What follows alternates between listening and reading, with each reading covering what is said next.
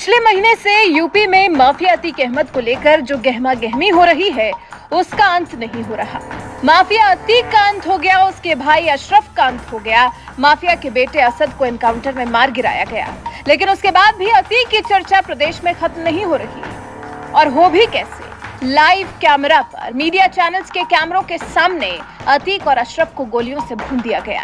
कहीं से इस कत्लेआम की फुटेज जुटाने के लिए जद्दोजहद नहीं करनी पड़ी, सब कुछ ऑन कैमरा हुआ है। और उसके बाद से योगी सरकार की कार्यशैली पर सवालों की जैसे बौछार कर दी गई है। हालांकि इस दौरान फैसला लिया गया है कि सीएम योगी की सुरक्षा बढ़ाई जाएगी। अतीक का जितना बड़ा गिरोह था, अतीक जितना बड़ा माफिया था, उस लिहाज से योगी की सुरक्षा को लेकर कोई रिस्क न लेते हुए उनकी सुरक्षा को बढ़ाने का फैसला लिया गया है। सीएम योगी को अभी Z+ सिक्योरिटी मिली हुई है, लेकिन अब सूत्रों की माने तो दावा किया जा रहा है कि योगी के Z+ सिक्योरिटी सुरक्षा घेरे को और सख्त किया जाएगा। सीएम योगी के सुरक्षा घेरे को उत्तर प्रदेश के साथ साथ बाहर भी बढ़ाया जाएगा। सीएम योगी को कर्नाटक में होने वाले विधानसभा चुनाव के लिए बीजेपी की तरफ से स्टार प्रचारक बनाया गया है। इस बीच में यूपी में तेजी से बढ़ते घटनाक्रम के बाद तय किया गया है कि कर्नाटक विधानसभा चुनाव के लिए प्रचार करते वक्त भी ये डबल सिक्योरिटी सीएम योगी के साथ रहेगी। दरअसल सीएम योगी की सुरक्षा बढ़ाया जाना जरूरी इसलिए भी है क्योंकि सीएम योगी आदित्यनाथ पहले से ही कई संगठनों के निशाने पर रहे हैं। और फिर अब जो अतीक, अशरफ और असद वाला कांड हुआ है, उसके बाद से तो योगी से नफरत करने वाले और ज्यादा उत्तेजित हो गए होंगे और ज्यादा गुस्से से भर गए होंगे। ऐसे माफियाओं का समर्थन करने वालों की भी तो कमर तोड़ने के लिए सीएम योगी आदित्यनाथ कार्यरत हैं। ऐसे में सीएम योगी की सुरक्षा एक गंभीर मुद्दा है। इसी बात को ध्यान में रखते हुए दावा किया जा रहा है कि योगी की सुरक्षा को बढ़ाया जाएगा।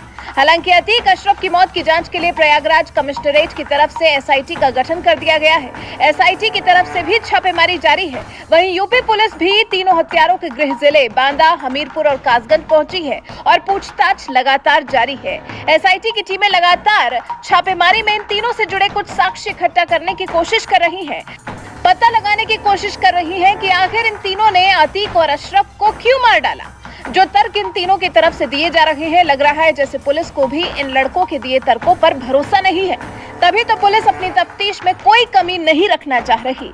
जल्द से जल्द इस मामले की तह तक पहुंचकर जनता के सामने दूध का दूध और पानी का पानी करना चाह रही है। उन लोगों का मुंह बंद कर देना चाह रही है जो योगी पर और योगी की पुलिस पर इस हत्याकांड की साजिश रचने का आरोप लगा रहे हैं। ऐसे ही तत्वों से तो योगी की सुरक्षा की जानी बहुत जरूरी है। अभी यूपी के माहौल के हर पहलू पर सोच विचार कर योगी को यूपी में भी और यूपी के बाहर भी Z+ सिक्योरिटी के अलावा डबल सुरक्षा घेरे में रखने का फैसला लिया गया है। आपको बता दें, देश भर में करीब 40 लोगों को ही Z+ श्रेणी की सुरक्षा मिली हुई है, जिसमें सीएम योगी के अलावा गृह मंत्री अमित शाह, रक्षा मंत्री राजनाथ सिंह, कांग्रेस की पूर्व अध्यक्ष सोनिया गांधी, राहुल गांधी और दिल्ली के सीएम अरविंद केजरीवाल जैसे बड़े नेता शामिल हैं।